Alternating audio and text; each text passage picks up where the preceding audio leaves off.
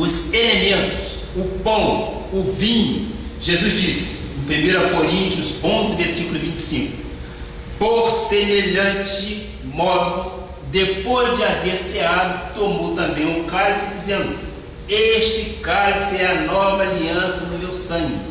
Fazei isto todas as vezes que o beberdes em memória de mim. Em memória de mim.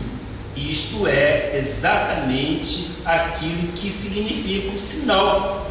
E Paulo, no Novo Pacto, diz, aquilo que eu recebi do Senhor, eu vos entrego. O único sinal visível, portanto, é a ceia. O resto é por fé.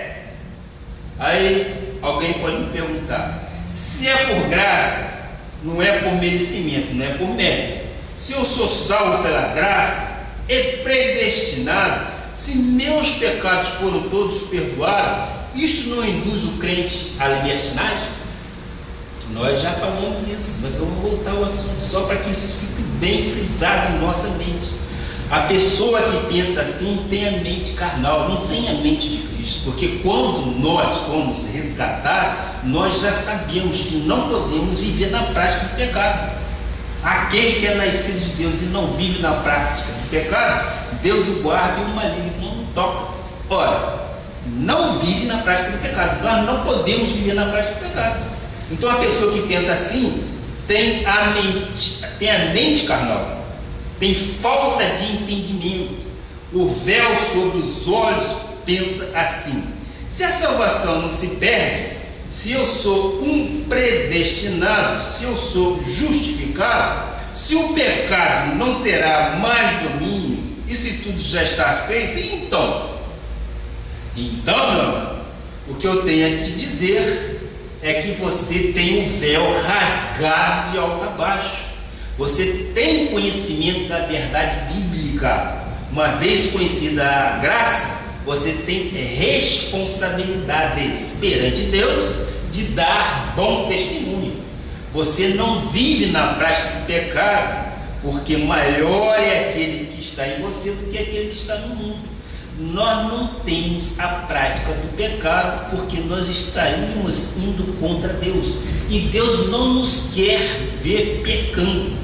Se você fumava, não fumas mais, porque você é templo do Espírito Santo. Se você adulterar, você não adultera mais. Por quê? Teu corpo você é imagem e semelhança do nosso Senhor Jesus Cristo. Se você se drogar, você não droga mais. Por quê?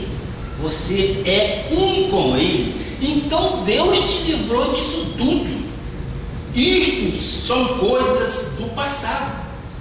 E quando eu disse passados, presentes e futuro, Deus carregou sobre nós, Deus carregou na cruz do Calvário todos esses nossos pecados. Nós temos que entender que nós não vivemos para o pecado. Ele já fez isso na cruz.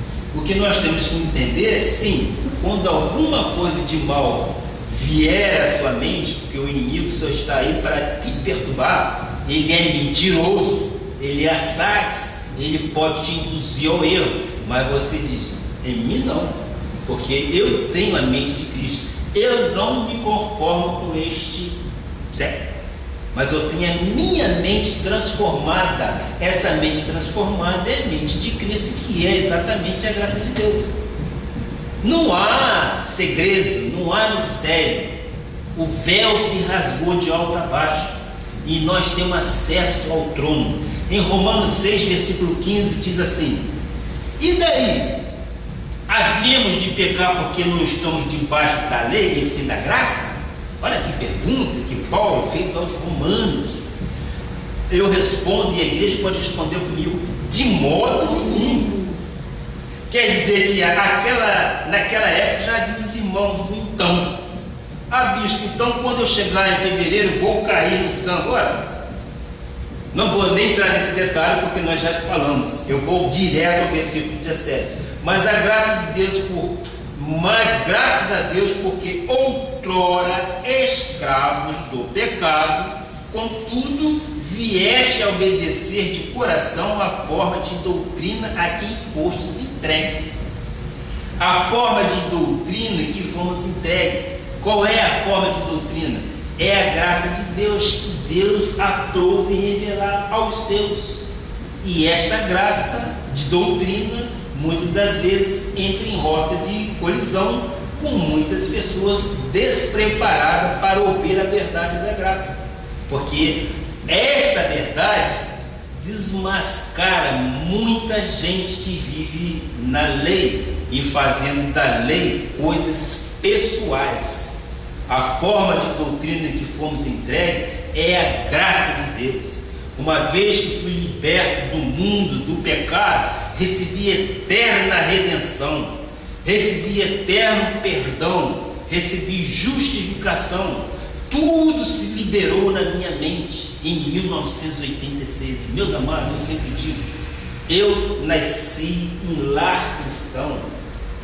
O meu pai sempre foi pastor batista. Eu vivi em lar cristão, mas eu aos 16 anos saí da igreja e fiquei 18 anos fora da igreja. Por quê? Por ignorância espiritual. E eu sempre digo que eu li naquela época a Bíblia 3 vezes, por fim eu falei assim, não vou ler mais porque eu não estou entendendo nada.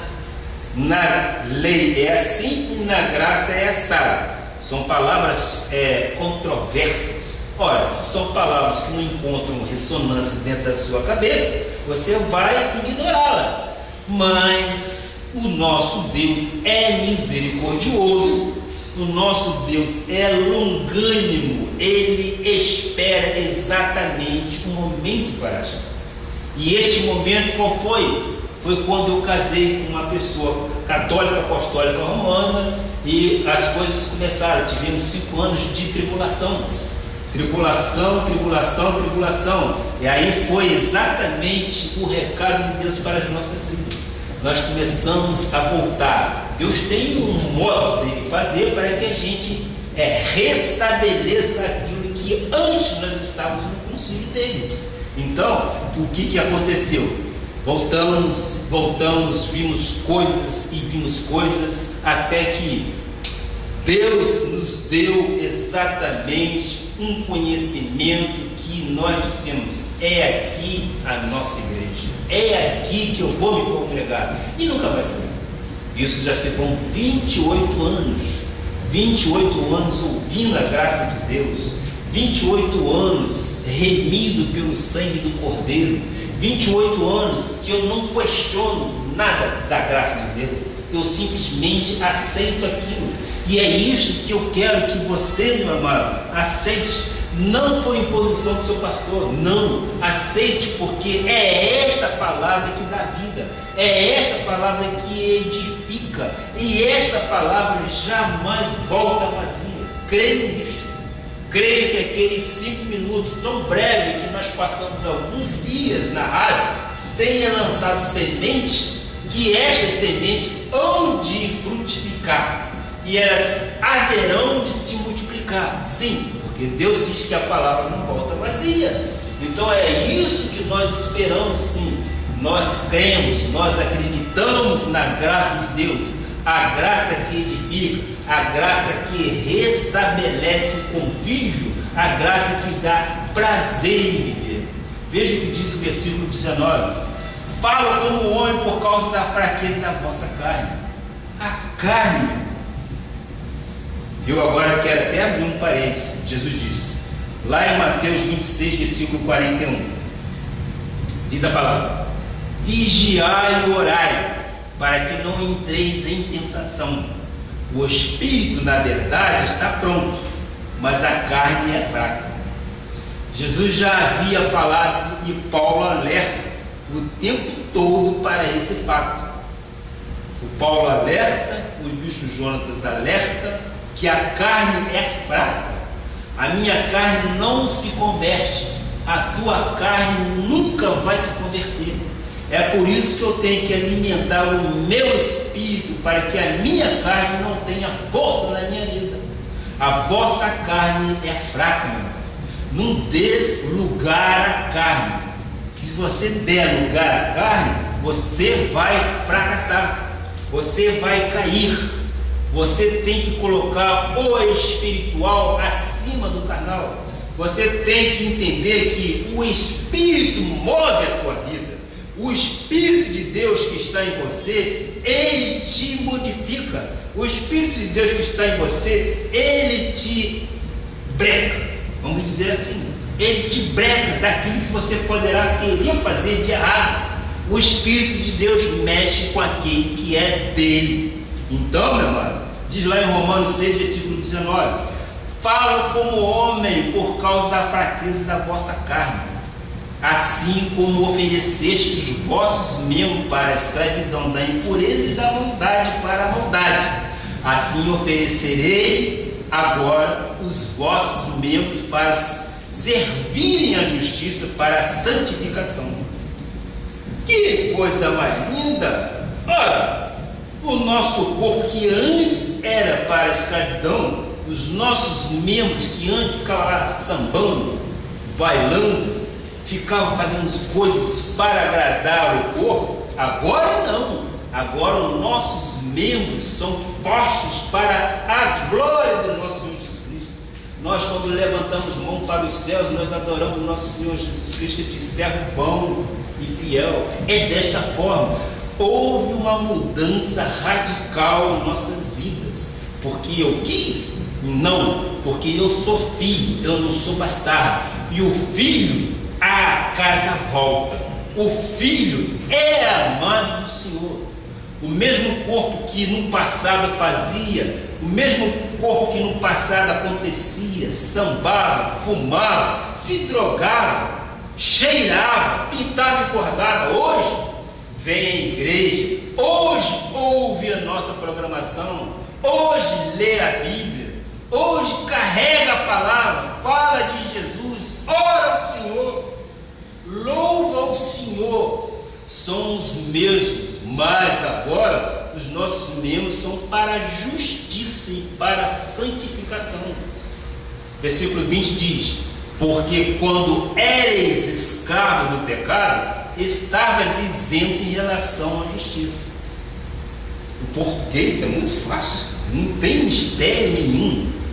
Eres é passado, escravos do pecado. Nós éramos escravos do pecado, estávamos isentos de penalidade. Nós éramos ignorantes.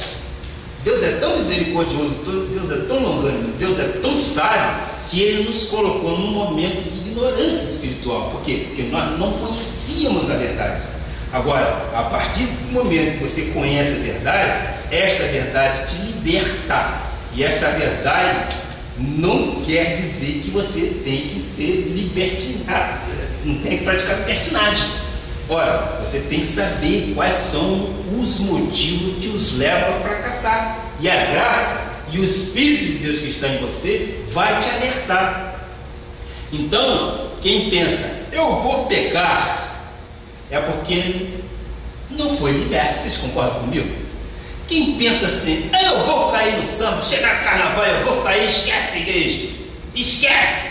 Mas Deus não esquece de você. Deus não esquece de você. Ainda que na carne você faça, mas você é um filho. E esse filho amado do Senhor, quando ele faz isso, ele está fazendo de uma forma dolosa. Ele está fazendo com conhecimento que não deve fazer. E aí vem exatamente as punições. Nosso Deus é misericordioso, nosso Deus é longânimo, o nosso Deus é amor. Nós somos amor para os nossos filhos, não somos? Somos amor para os nossos filhos, nós queremos o melhor para ele. Então, veja só essa relação, não tem dificuldade nenhuma. Por isso que Deus disse: restituirei os anos consumidos pelo gafanhoto, em lugar de vossa vergonha tereis dupla honra. Lá atrás, os teus membros eram postos à vergonha. Então, hoje, você terá dupla honra. Em lugar da afronta, exultarei da vossa herança. Nesta terra possuireis o dobro de tudo e tereis perpétua alegria. A glória da segunda casa será melhor que a primeira. O primeiro estado será pequeno, mas crescereis sobremaneira,